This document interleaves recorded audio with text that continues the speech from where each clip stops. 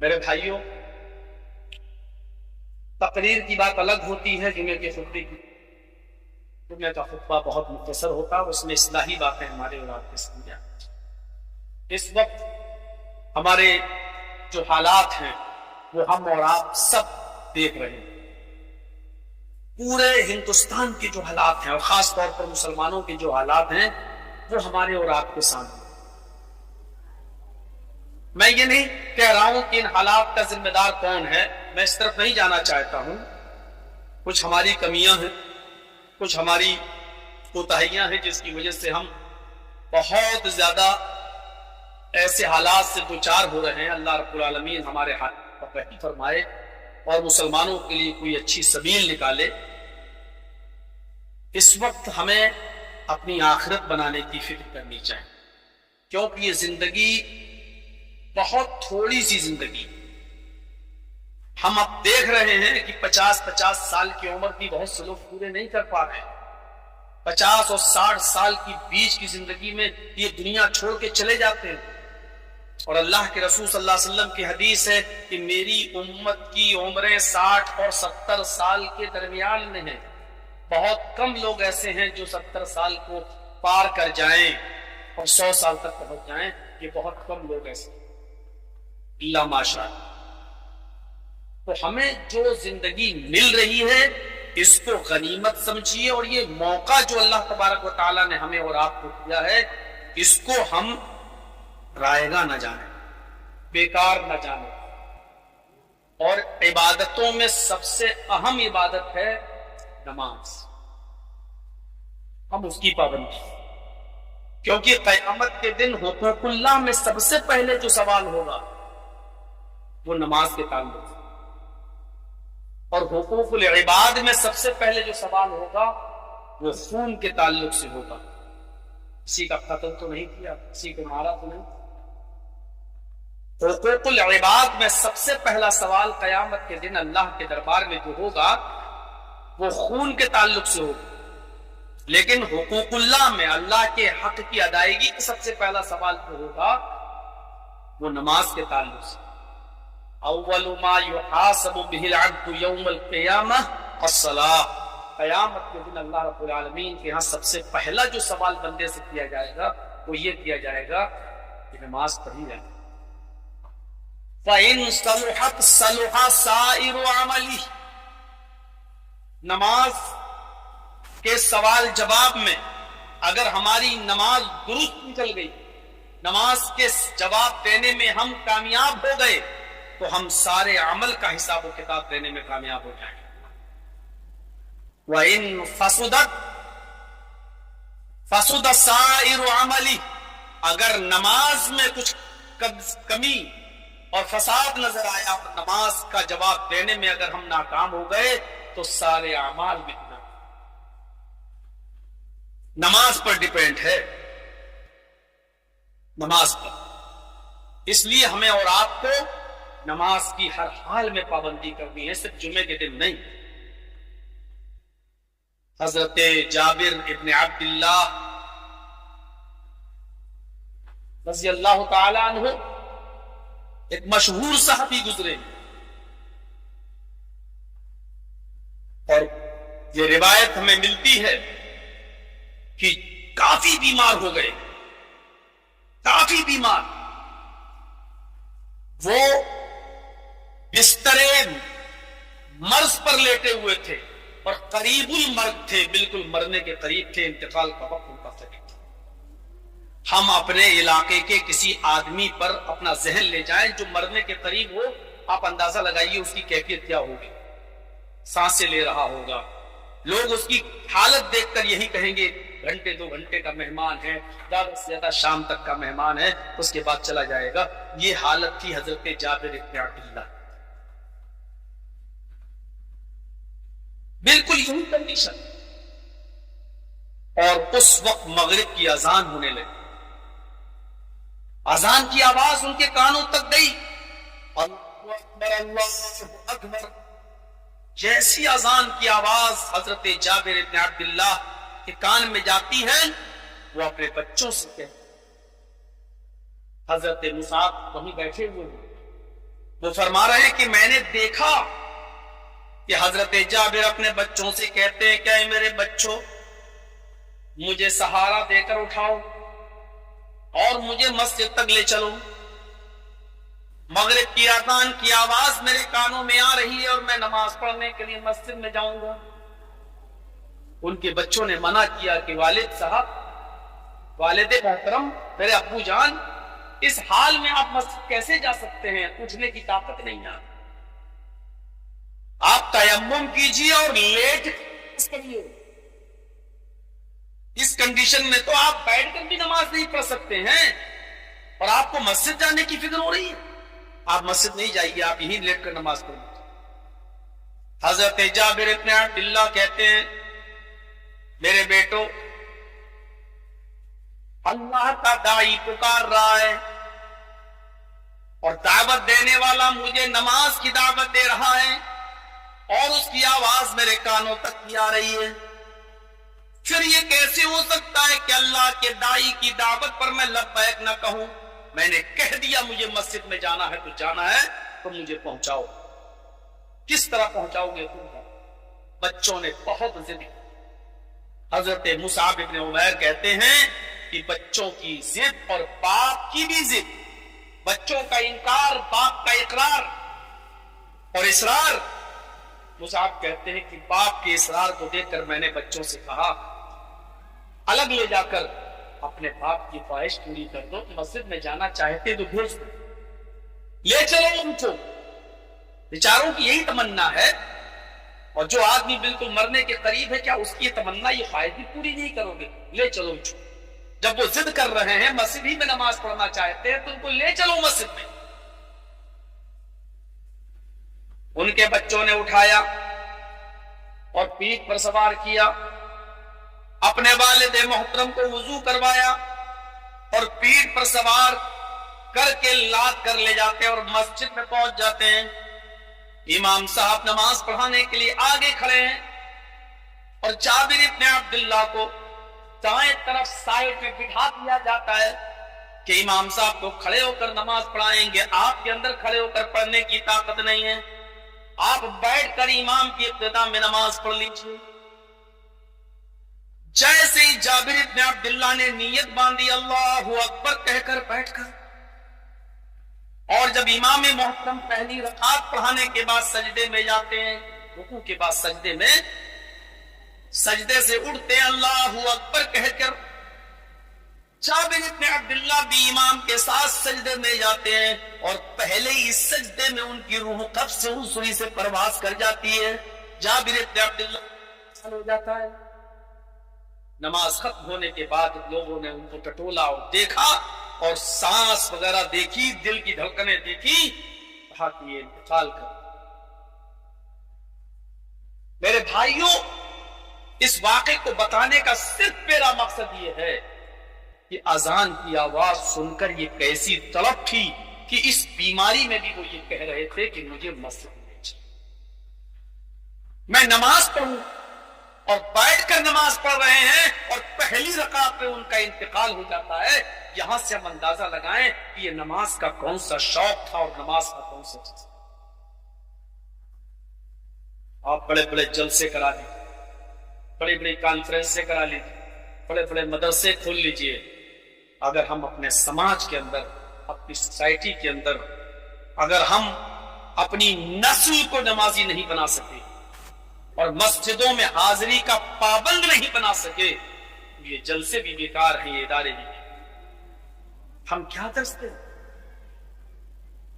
جابر ابن عبداللہ کا منظر دیکھیے، یہ واقعہ ہم کو کیا بتاتا ہے؟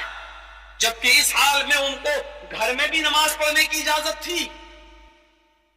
ایک اندھے صحابی، نابینا صحابی عبداللہ ابن ام مکتوم اللہ کے نبی صلی اللہ علیہ وسلم کے پاس آتے ہیں، اللہ کے رسول کے، اور پوچھتے ہیں اے اللہ کے نبی صلی اللہ علیہ وسلم، میں اندھا ہوں، میں نابینا ہوں، فجر کی نماز کی اذان جب ہوتی ہے میں اٹھتا ہوں اور مسجد میں جا کر نماز ادا کرتا ہوں، راستے میں خطرناک جانور بھی ملتے ہیں، میں چھڑی لے کر چلتا ہوں، راستہ ٹٹول ٹٹول کر جاتا ہوں، اوپر کھاوڑ راستہ ہے، سانپ اور بچھوؤں کا بھی ڈر ہے۔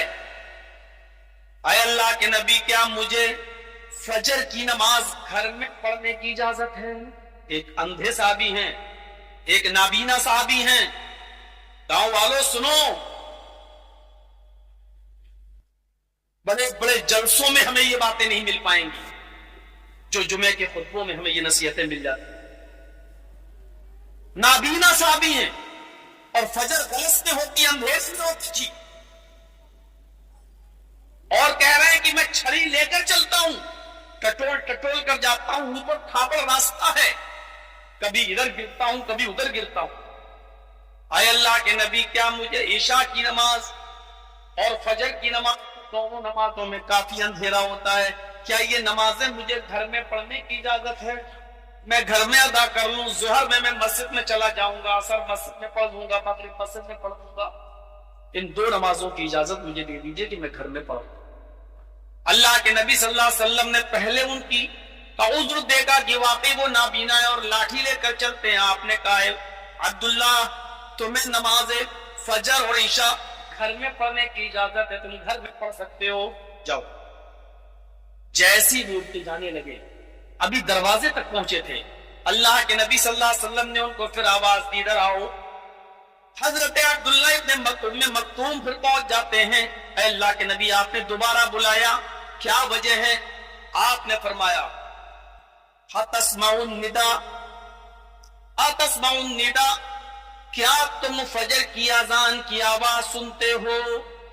یعنی جب اذان مسجد میں دی جاتی ہے، مائک نہیں تھے اس زمانے، مؤذن جب فجر کی اذان دیتا ہے تو کیا اس کی اذان کی آواز تمہارے کانوں میں جاتی ہے؟ عبداللہ ابن ام مکتوم کہتے ہیں، ہاں اے اللہ کے رسول، مؤذن کی اذان کی آواز میرے کانوں میں جاتی ہے۔ آپ نے فرمایا، اے عبداللہ، تب تمہیں فجر میں بھی اور عشاء میں بھی گھر میں نماز پڑھنے کی اجازت نہیں ہے، تمہیں ہر حال میں مسجد میں نماز پڑھنے جانا ہوگا۔ اندازہ لگا رہے ہیں آپ؟ ہر حال میں مسجد میں جانا ہوگا تمہیں، ایک اندھے کو، ایک نابینا کو بھی اجازت نہیں۔ اگر اذان کی آواز تمہارے کانوں تک جا رہی ہے، جاؤ، مسجد میں جانا پڑے گا۔ ہم کہاں ہیں؟ ہماری حیثیت کیا ہے؟ ہم تو ہنستے کھٹتے ہیں، تندرست ہیں، نوجوان ہیں اور ہنستے ہیں، کیسے ہنسی آ جاتی ہے ہماری۔ ایک آدمی ایک وقت کی نماز ترک کر دے تو کیسے ہنس سکتا ہے اس دنیا میں؟ کیسے خوش رہ سکتا؟ وہ کیسے اپنے بیٹے اور بیٹی کی شادی کر سکتا ہے؟ میں پورے ہفتے کی نماز کی بات نہیں کر رہا ہوں، صرف ایک وقت کی نماز چھوڑنے والا کیسے خوش رہ سکتا ہے؟ ہم یہاں ایک وقت کی نماز کی بات کر رہے ہیں۔ پہلے تستر ہو رہا ہے، بخاری پڑھیے، صحابہ کرام جنگ لڑ رہے ہیں اور قلعے کو حاصل کرنا چاہتے ہیں، قلعے کو، اور لڑتے لڑتے پوری رات ختم ہو جاتی ہے، قلعے تک پہنچ چکے ہیں، صرف جھنڈا لہرانا باقی ہے، فجر کی اذان کا وقت ہو جاتا ہے۔ صحابہ آپس میں اشارہ کرتے ہیں کہ کیا کیا جائے، ادھر اذان ہو رہی ہے اور ادھر فجر کی اذان نماز کا وقت ہے اور ادھر قلعے پر جھنڈا لہرانا ہے۔ اگر ہم نماز پڑھنے میں لگ گئے تو کافر قلعے پہ چڑھائی کر دیں گے، پھر پوری رات ہماری محنت جو بیکار چلی جائے گی۔ کافر ابھی قبضہ کر لیں گے اس پہاڑ پر جس کو میں نے پوری رات لڑ کر حاصل کیا ہے۔ اگر نماز پڑھنے میں لگ جاتے ہیں تو کافر قلعے پہ قبضہ کر لیں گے، اور اگر قلعے پر جا رہے ہیں، اوپر تک چڑھنے میں، جھنڈا لہرانے میں اسلام کا، تو نماز فجر جا رہی ہے، کیا کیا جائے؟ اشاروں میں بات ہوتی ہے کہ قلعے پر پہلے جھنڈا لہرا دو، نماز ہم لوگ قضا کر لیں گے۔ قلعے پر جھنڈا لہرا کر، قلعے پر جب جھنڈا پھہرایا گیا اسلام کا، بخاری کی روایت، اس کے بعد سورج نکلنے لگا، نماز فجر کا وقت نکل گیا۔ سورج نکلنے کے بعد صحابہ کرام نے نماز پڑھی۔ عبداللہ ابن عباس جب سجدے میں جاتے ہیں تو اتنا روتے ہیں کہ ان کی آنکھوں کے آنسوؤں سے زمین کے گڈھے بھر گئے، زمین تر ہو گئی، زمین بھیگ گئی۔ جب سلام پھیرا تو لوگوں نے پوچھا اتنے رونے کی وجہ کیا ہے؟ جواب دیا، کہ جب سے میرے ہاتھوں نے جناب محمد رسول اللہ کے ہاتھ کی بیعت کی ہے، ہاتھ پر ہاتھ رکھا ہے، جب سے میں اسلام لایا ہوں، جب سے میں نے نماز پڑھنا شروع کی ہے، آج تک میری زندگی کی کوئی ایک نماز بھی جماعت کے ساتھ نہیں چھوٹی ہے۔ یہ فجر کی پہلی نماز ہے جو سورج نکلنے کے بعد میں پڑھ رہا ہوں۔ اس لیے رو رہا ہوں کہ اگر مجھ سے میرا گھر چھین لیا جاتا، مجھ سے میری اولاد چھین لی جاتی، میرے بیوی بچے مر جاتے، میرا گھر جل کر راکھ ہو جاتا اور مجھ سے میری پوری دنیا چھین لی جاتی، تو مجھے اتنا افسوس نہیں ہوتا جتنا اس ایک وقت کی نماز کے قضا ہو جانے کا ہو رہا ہے۔ مجھ سے میری پوری دنیا چھین لی جاتی، اولاد بیوی بچے گھر مکان، تو مجھے اتنا دکھ نہیں ہوتا جتنا دکھ مجھے اس ایک نماز کے قضا ہونے کا ہو رہا ہے۔ بعد میں پڑھی، لیکن پھر بھی افسوس کر رہے ہیں، یہاں تو پڑھتے ہی نہیں ہے۔ کتنے لوگ تو یہیں پر ایسے ہوں گے جو جمعے کو آئے ہوں گے اور آج جمعے کو پھر ان کی شکل دکھ رہی ہے، پورے ہفتے غائب ہے۔ کتنے لوگ ایسے ہوں گے؟ وہ زندگی کی پہلی اور وہ بھی اسلام کے لیے گئی تھی، وہ بھی جنگ لڑ رہے تھے، جہاد میں تھے، کوئی میچ کھیلنے میں ان کی رات نہیں گئی تھی، جنگ جہاد میں ان کی جان ان کی رات گئی، پھر بھی افسوس کر رہے ہیں۔ ہماری راتیں کن چیزوں میں برباد ہوتی ہیں اور نمازیں کن چیزوں میں ہماری چھوٹتی ہیں، ہم افسوس کریں اپنی زندگی پر، ہم غور کریں کیسے وہ آدمی خوش رہتا ہے۔ بخاری کی روایت حضرت انس فرماتے ہیں، حضرت انس رضی اللہ تعالیٰ عنہ فرماتے ہیں کہ اللہ کے نبی صلی اللہ علیہ وسلم نے ایک دن ہم کو ایسا خطبہ دیا کہ ویسا خطبہ میں نے کبھی نہیں سنا، ویسا خطبہ میں نے کبھی نہیں سنا۔ خطب رسول اللہ صلی اللہ علیہ وسلم خطبۃ ما سمعت مثلها قط، ایک دن اللہ کے نبی صلی اللہ علیہ وسلم نے ایسا خطبہ دیا کہ ویسا خطبہ میں نے اس سے پہلے اللہ کے رسول کا کبھی نہیں سنا۔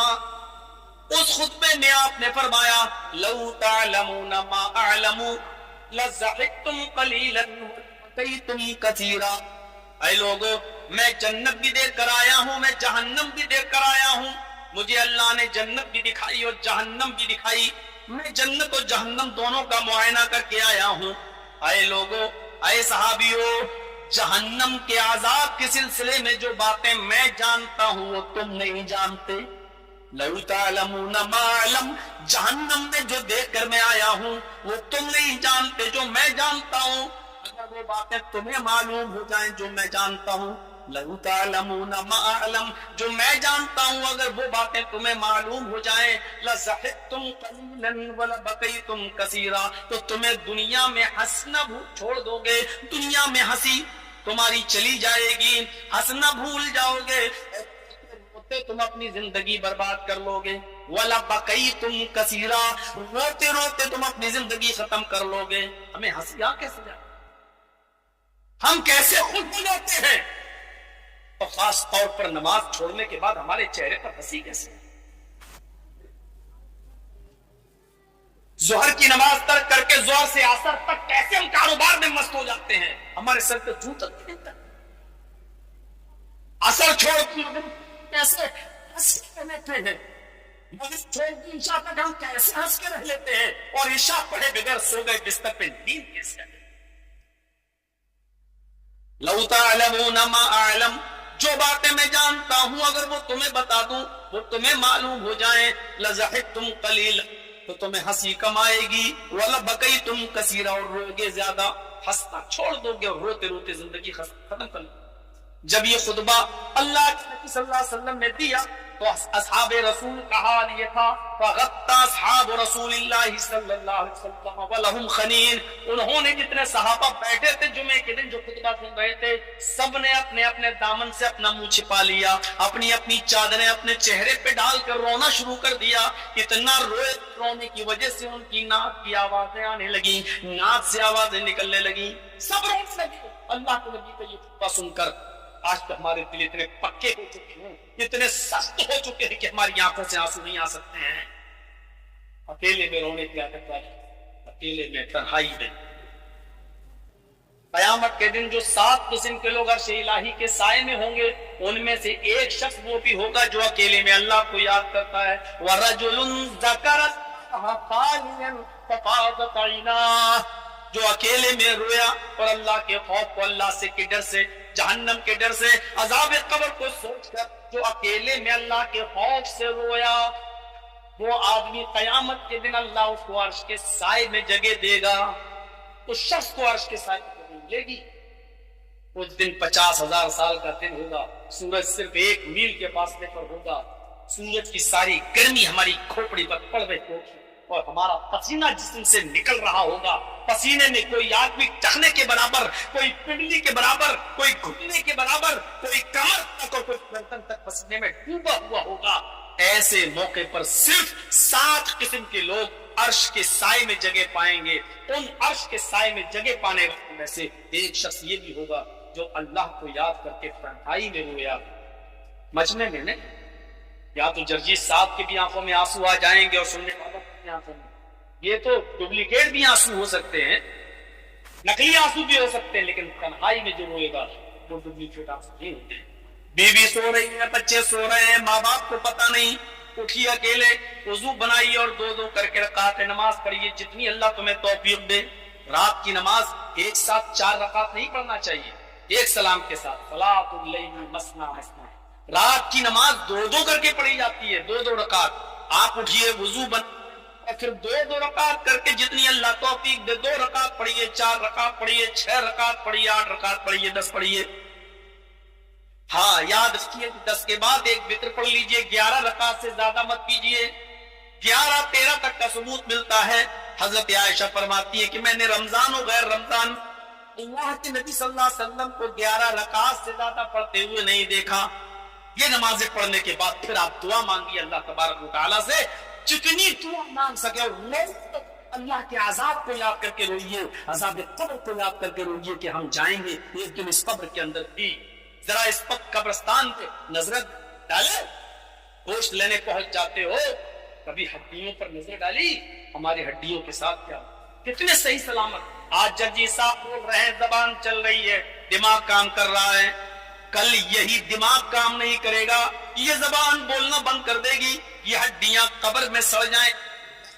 سکندر بادشاہ یہی تو کہا کرتا تھا جب وہ 6 مہینے حکومت کرتا تھا اور 6 مہینے جنگل میں جاتا تھا اور پھوٹی ہوئی قبر پر اور پھوٹی ہوئی قبر پر ہڈیوں کو دیکھ کر کہتا تھا، آئے ہڈیوں، کل تم میرے جیسی تھی اور کل میں تمہارے جیسا ہو جاؤں گا. آئے ہڈیوں، کل تم میری طرح تھی اور کل میں تمہاری طرح ہو جاؤں گا. آئے ہڈیوں، کل تم میرے جیسے سوچا کرتی تھی، آج تمہیں کوئی کتے بھی سونگنے کے لیے تیار نہیں، کل میری ہڈیوں کے ساتھ بھی یہی سب ہوگا. یہ سوچ کر ہمیں اپنی موت کو یاد کرنا چاہیے اور کوشش کرنی چاہیے کہ ہم نماز کو ترک نہ کریں. فرصت میں ہم نماز کے معاملے میں کوئی عذر قابل قبول نہیں، معاف نہیں.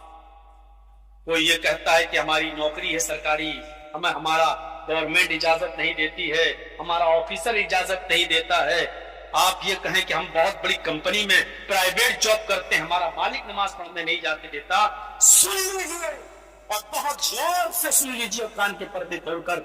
ہر وہ نوکری چاہے وہ سرکاری ہو یا پرائیویٹ، ہر وہ جاب چاہے وہ سرکاری ہو یا پرائیویٹ، ہر وہ کام چاہے وہ جیسا بھی ہو، اگر آپ کی نماز کے لیے رکاوٹ بن رہا ہے تو وہ جاب حرام ہے، وہ نوکری حرام ہے، وہ کام حرام ہے، وہ سروس حرام ہے جو آپ کی نماز کے لیے رکاوٹ ہے. سروس کی قربانی دی جا سکتی ہے لیکن نماز کی قربانی نہیں دی جا سکتی. جاب کی قربانی دی جا سکتی ہے لیکن نماز کی قربانی کی ہے. نماز اپنے وقت ہے، یہ بھی نہیں جب چاہا تب پڑھوں گا. صرف 2 عذر ہے بس، وہی 2 عذر مانے جائیں گے. تیسرا عذر نہیں ہے. اذان ہو رہی ہے اور یہاں کھانا لگ چکا ہے آپ کے ساتھ، حضرت طعام، کھانے کی پلیٹ لگ چکی، بیوی نے کھانا لگا دیا اور اذان بھی ہو رہی ہے، تو ایسے موقع پر آپ کھانا کھا لیجیے. اللہ کے رسول نے اجازت دی ہے پہلے کھانا کھا لو اور اس کے بعد مسجد میں جائیے اور نماز ادا کریے. جو رکعتیں مل جائیں پڑھ لو، جو چھوٹ جائے بعد میں پوری کر لو. کھانا اگر لگ گیا ہے تو اذان ہونے لگی اور بیوی ابھی کہہ رہی رک جائیے میں لے کے آ رہی ہوں، ابھی کھانا آپ کے سامنے نہیں آیا، تب آپ کو پہلے نماز پڑھنا پڑے گی. اگر لگ چکا ہے، آپ کے سامنے آ چکا ہے تو پہلے کھانا کھا لو.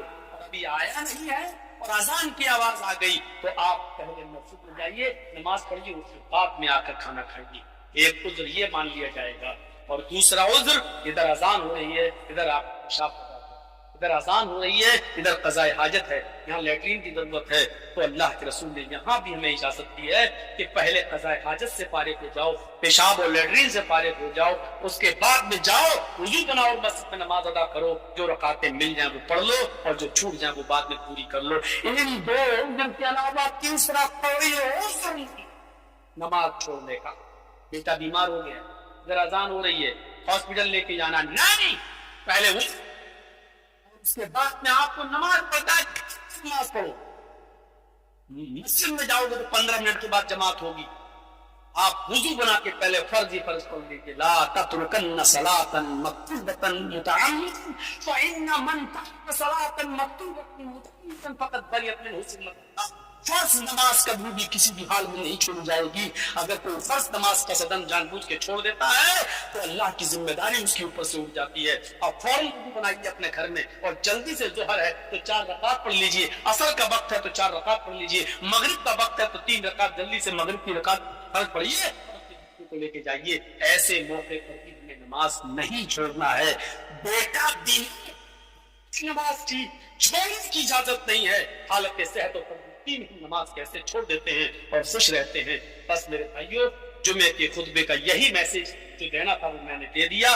ہم اللہ سے دعا کرتے ہیں کہ بار الہ ہم تمام لوگوں کو پکا سچا نمازی بنا دے، نماز کا پابند بنا دے۔ اے اللہ، نماز کے لیے ہر چیز کی قربانی دینے والا بنا دے، لیکن نماز کی قربانی دینے سے ہمیں اور ہمارے بچوں کو بچا لے۔ حضرت ابراہیم علیہ السلام دعا کیا کرتے تھے، رب اجعلنی مقیم الصلاۃ ومن ذریتی، اے اللہ مجھے بھی نمازی بناتے اور میرے اہل و عیال، میری ذریت، میرے آل و اولاد کو بھی نمازی بناتی۔ یہ دعا ہم اور آپ بھی اڑتے بیٹھتے چلتے پھرتے اس دعا کو پڑھا کریں اور اللہ سے مدد مانگا کریں کہ اللہ ہم کو اور ہماری ذریت کو، ہم کو اور ہمارے بیوی بچوں کو، ہم کو ہمارے اہل و عیال کو، سب کو نمازی بنا دے۔ اے اللہ ہم سب کو نماز کی پابندی، نماز کی اہمیت کو سمجھنے کی توفیق عطا فرما، اور نماز کو پابندی کے ساتھ پڑھنے کی توفیق عطا فرما۔ الہ العالمین اپنا خوف اور اپنا ڈر ہم تمام مسلمانوں کے دلوں میں بٹھا دے، اور اللہ قیامت کے دن کے آنے سے پہلے ہمیں تیاری کرنے کی توفیق عطا فرما۔ الہ العالمین جب تک تو ہمیں زندہ رکھ، اسلام پہ زندہ رکھنا، اور جب ہمارا خاتمہ ہو ایمان کا خاتمہ فرمانا۔ وما علینا الا البلاغ المبین، وآخر دعوانا ان الحمد للہ۔